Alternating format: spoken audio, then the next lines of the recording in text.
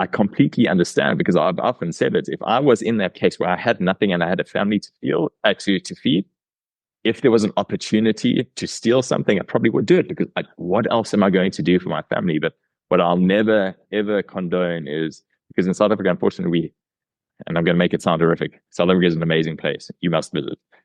But we have a high percentage of violent crime as well. And that I cannot wrap my head around. People getting murdered for their cell phones. Welcome to the Kingspiration Podcast. This is the place where you'll learn how to get unstuck and gain momentum in your life and business. Each week, we tackle the real aspects of entrepreneurship, personal development, relationships, and fitness. I'm your co-host, Ethan King, from Atlanta, Georgia, USA, entrepreneur, TEDx speaker, and best-selling author of Wealth Beyond Money. And I'm your co-host, Justin King, no relation to Ethan, from Cape Town, South Africa, entrepreneur, speaker, and business growth strategist. Our journey crosses continents and cultures, sharing wisdom and experiences to propel you forward. Welcome to Kingspiration. Let's start the conversation. All right, so Justin, have you heard about this Chase Bank glitch that people have been exploiting and posting about it on TikTok? It's new to you? It's very new to me. I haven't heard. Okay, so what happened is someone found a glitch that would allow people to go to Chase Bank, JP Morgan Chase, like one of the biggest banks in the world. And it's like this loophole, a glitch in their system that would allow you to withdraw unlimited money. So once people exposed this glitch, they put it on TikTok and were teaching other people how to do it. And people were like lining up at the bank, withdrawing thousands and thousands and thousands of dollars that was not in their bank account. And because they exposed this glitch. Well, what happened? Chase found out a bit about it. They fixed the glitch, and all the money that, they were able to backtrace it, and all the money that you took out that wasn't in your account is now negative that amount. So then people were posting on TikTok like, oh man, I can't believe I did this. My account is negative $900,000. What am I going to do? Almost like they're the victim now. And they're posting this on social media. It's crazy.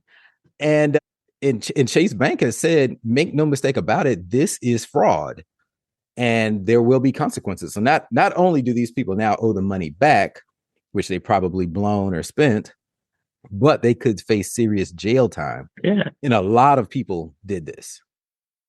My mind is blown. My mind is blown by the fact that money makes people make silly decisions, man. Mm-hmm. Because I don't care who you are, that's not your cash. You know that what you're doing is wrong. So for people to play the victim card now, for me, that is mind blowing. I was going to say I've got sympathy for them, but I'm not even sure that I do. You know what's fascinating? When I first heard about this, it was on an Instagram post, like a news headline about it, and so I immediately go to the comments to see what people are saying. And people were defending the people who exposed the glitch. And so what they're saying, these were multiple comments, said something to the effect of, well, what do you expect to happen? The economy is so bad. Groceries cost so much. Rent is so high now. What do you expect people to do? Other people were saying, well, these banks have insurance.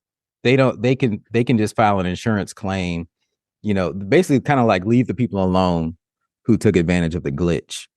And it's just amazing how people expect something free. I mean, it's almost like we were talking about the Strava jockey thing on the last episode, but it's the same type of mindset. Like, I want what I want, and I don't want I want it as free, cheap, and easy as possible. And then they don't expect any repercussions from it. It's just, and it's mind blowing that they're posting about it on social media. But I posted in the comments, well, don't you think even if we were in a good economy, people would still do this, right? Absolutely. And I think there's part of every population who have the mindset of entitlement. I am entitled to rather than I will work for. I really, really do. And I must choose my words carefully now, but in South Africa, we have what is reported unemployment rate of it's often reported to be at about 30%, 35%. The reality is but the reality is, Ethan, it's far higher than that. Our unemployment rate is absolutely higher than that. So we have a lot of people in South Africa who have nothing. And when I say nothing, I mean they don't live on the poverty line. They have absolutely nothing. So if we start saying that because things custom things aren't cheap in South Africa either. I mean, the rand doesn't do well against the global currencies always, so things are not cheap here. So if we had to use that as the reason to allow, or to always, I'm going to say, I've got huge sympathy for those people, 100% in that scenario. But we cannot say because you are in that scenario that it makes it okay to murder and steal and all the rest of it. I completely understand, because I've often said it. If I was in that case where I had nothing and I had a family to feed, if there was an opportunity to steal something, I probably would do it, because what else am I going to do for my family? But what I'll never, ever condone is, because in South Africa, unfortunately, and I'm going to make it sound horrific, South Africa is an amazing place. You must visit. But we have a high percentage of violent crime as well. And that I cannot wrap my head around. People getting murdered for their cell phones or that type of thing. And I can't. I'm sorry. There's a difference between needing to provide for your family and doing that. So I've taken this a little bit off topic. Where I was going with, a lot of those people sit in this entitled mindset space where they're like, well, I'm entitled to whatever I want and I'm going to get it by any means that I feel necessary.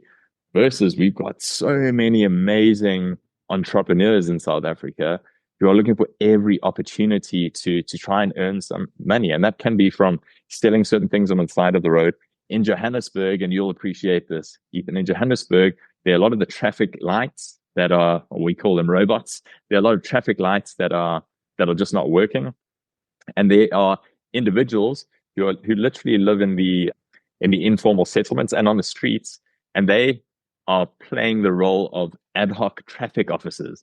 And they will be standing in the middle of a busy intersection, directing the flow of traffic like absolute pros, just hoping to get a few rand, which would essentially be a few, just as a tip. And they are incredible from the drivers that are driving past. That's why they actually tip them. Yeah, some people do.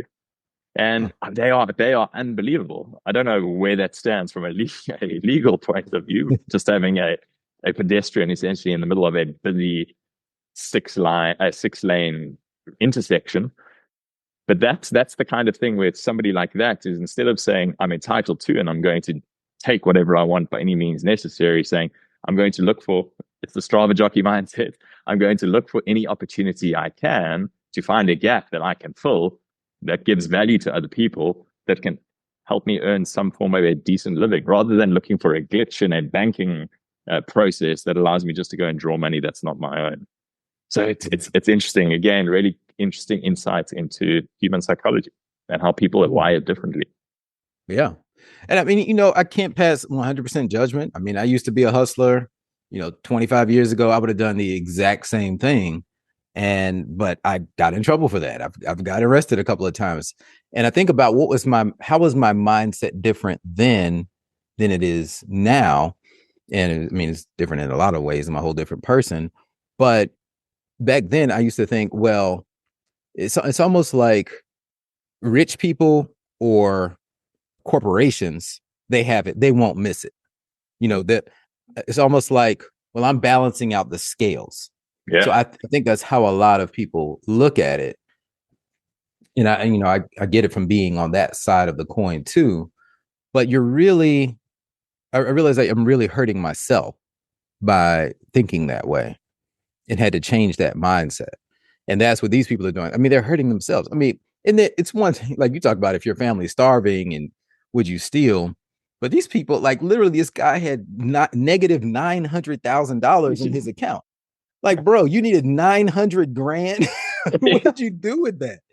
Oh, and then we have all these people are getting busted now for scams that they did with the government money from COVID. So like we had these things called PPP loans that businesses could get. Well, people were committing fraud and getting like millions of dollars in PPP loans when they didn't really even have a business, maybe like a small business that they just formed, and they somehow convinced the government to send them millions of dollars, and then they would go buy luxury cars and go on lush vacations. And now these people are getting arrested and going to jail, and it's catching up because the IRS isn't going to play. It might take 4 years, 5 years, 10 years, but they're going to find out. Heck, I had this company that I used to run back in the day. It was a graphic design firm. It was just an LLC. I was a freelance graphic designer, and I dissolved the company years ago and just closed out all the accounts because I decided I wanted to pour into this other thing. And I got a letter in the mail this year from the IRS. It said that I owe $6. $6. They sent me a letter for that I owe $6 for that company that I closed 15 years ago. What do you think I'm going to fight it? Paid the $6. I'm like, okay, all right, fine. Well, I mean, it's crazy. They will catch up any amount. So it's wild, man. At the end of the day, there's going to be nowhere to hide. And I like what you said earlier. It's not about us passing judgment. I'm not here to judge anyone, but we absolutely allowed to have an opinion on it. Mm-hmm. And I think it is crazy. These people, the mindset is bypassing the input to just get the output. Like, well, what is and I've got to be careful using that as well, because a smart entrepreneur as well, you want to work smart, and working smart means what is my minimal or the least input I can put in to get the maximum output. So I respect that. But I suppose it's just got to be within those boundaries of what is ethical and what is hurting somebody else. What am I working for versus what I just presume I'm entitled to? Yeah, it's interesting. Very interesting. Yeah, that hustler's mindset, take that, because that's what I did. I took that, I have the same mindset now. I just do it in a legal space. That's what you do in business. It's like, if you're selling widgets, how can I get the widgets for as cheap as possible, with 5 cents? And then how can I turn around and sell it for as much as possible, 100 cents? And how can you do that within the scope of actually delivering value to people, so that there's an exchange, so that it's not like you're not taking advantage of people, because then that's a scam. But how can I ethically, morally, and legally add enough value to something to be able to reap the maximum profit from that transaction? And that's where I think that that's where the mindset has to shift for a lot of these people. It's like, how can you weave that into your life instead of just thinking you're getting over and there won't be any repercussions? Because when the flow of exchange isn't even, then there will be repercussions. You've stolen the words out of my mouth. It's an exchange of value, and this was one-sided. And maybe that's the lens and how people need to figure this out. Is there an exchange of value here? I'm giving no value and I'm getting huge value in return. Right. That smells dodgy. Yep. Yeah. That should make your spidey sense go off right there. Correct.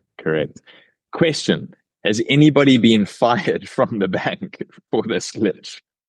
I don't know. It'll be interesting to see. All the news articles are all about these people getting busted, but yeah, I mean, it's computers. That's all banks are, is like numbers, digits just moving back and forth. So I'm sure somebody got fired, but I mean, computers have glitches. Just like there was a big outage with the airlines. Did that affect you guys? Yeah, it did, very briefly, not massively. Yeah, with CrowdStrike. So computers glitch. I mean, we're so dependent on computers. It's unfortunate that our whole lives can be affected by an outage that might last half a day or whatever. But yeah, I don't know. It'll be interesting to see what comes of this. I'm very curious about, since there's so many people who committed this crime, curious to see how they'll be prosecuted, if they'll be prosecuted beyond just owing all the money back plus the fees. Yeah. I will certainly keep us up to date, Ethan. I'll keep an eye on it as well. It's intriguing. It really is intriguing. Humans are fascinating creatures. That is for sure. Right. So bottom line takeaway here, embrace the hustler's mindset, but do it in the right way, where you can give a massive exchange of value in your business, and so that you can reap the profits, but do it in an ethical and legal way. Nailed it. Amazing. I enjoyed this one. Thanks so much. That's a wrap for today's episode of Kingspiration. We hope this conversation sparked insights to ignite action in your life and business. We're on this journey together, sharing our challenges and successes to help all of us take the next step towards building momentum and ultimately reaching our goals. If you found value in today's episode, please share it with someone else who might benefit and leave us a 5-star review. And remember to hit subscribe so you don't miss out on our weekly conversations. Until next time, keep rolling, keep growing, and keep being inspired.